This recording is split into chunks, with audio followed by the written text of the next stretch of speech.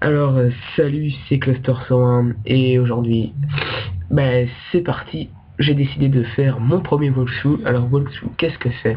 Un walkthrough, c'est le fait de montrer un jeu en entier et de le filmer et de montrer comment on le filme, bien sûr, comment on le finit, quels sont un peu tous les passages secrets, tout ça. Donc, j'ai décidé de commencer mon walkthrough avec Super Mario World.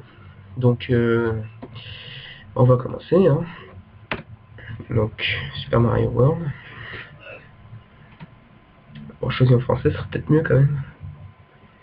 On va se faire un nouveau fichier. Alors bon, l'histoire, hein, classique. Mario se fait kidnapper. Bon, scénario classique et bien connu de tous les Super Mario. Donc là on a deux choix, enfin trois qui s'offrent à nous. Soit aller dans la maison de Yoshi, soit aller à droite, c'est faire l'histoire principale, soit aller à gauche pour activer un interrupteur. Donc moi je vais aller à gauche pour activer le premier interrupteur, car il y en a 4 je crois, un truc comme ça. Donc le principe de Super Mario World, hein, c'est le même que dans tous les autres Super Mario, sauf que il y a des choses en plus. Par exemple le fait, il y a plusieurs items déjà, comme la plume, qui permet de voler, puis le ballon, première apparition du ballon dans Mario, permet à Mario de se gonfler et bien sûr de pouvoir voler. Là. Oui, non, les développeurs de Nintendo n'ont pas du tout fumé en inventant ce concept. Et aussi, donc, en parlant des nouveaux items, donc il y a aussi la pièce Yoshi que vous pouvez voir là. Alors, cette fameuse pièce Yoshi, elle ne sert à pas grand chose en fait. Elle sert juste à... en fait, si on a... il y en a 5 par niveau. Si on réussit à avoir les 5, on gagne une vie. Voilà, c'est tout. Sinon, que dire d'autre sur ce jeu qui est vraiment magnifique? Alors, je filme sur émulateur, car je n'ai pas de Nintendo Super NES chez moi. Hein, comme beaucoup de gens au passage.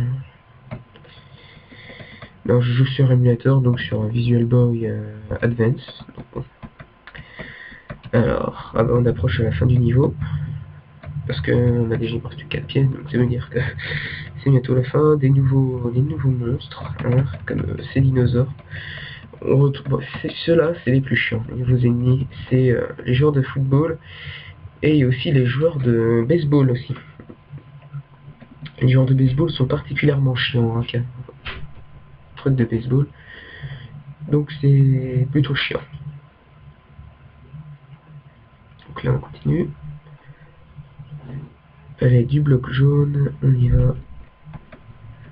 Donc on va essayer de récupérer un maximum de pièces.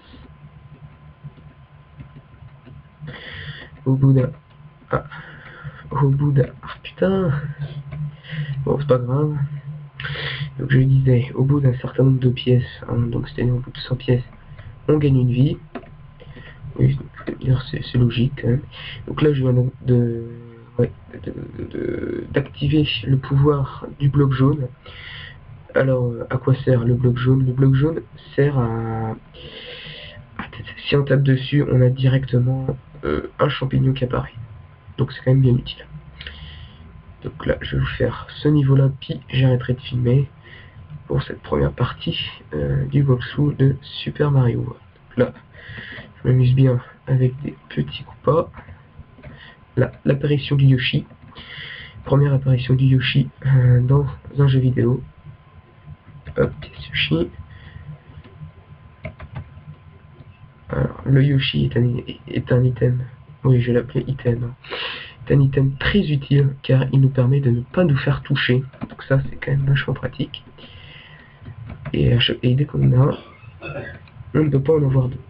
Donc, ce qui fait que dès qu'on tape sur un truc où il y a un œuf de Yoshi, ça nous fait apparaître une vie. Donc c'est quand même bien pratique. Et oui, vous voyez les pommes, si je les avale, c'est pas pour rien. Parce que si j'en avale un certain nombre, Yoshi me crachera un truc. Donc c'est même bien pratique aussi. Voilà, ça me donne un champignon. Ça sert à rien parce que je suis fort, mais bon, on sait jamais.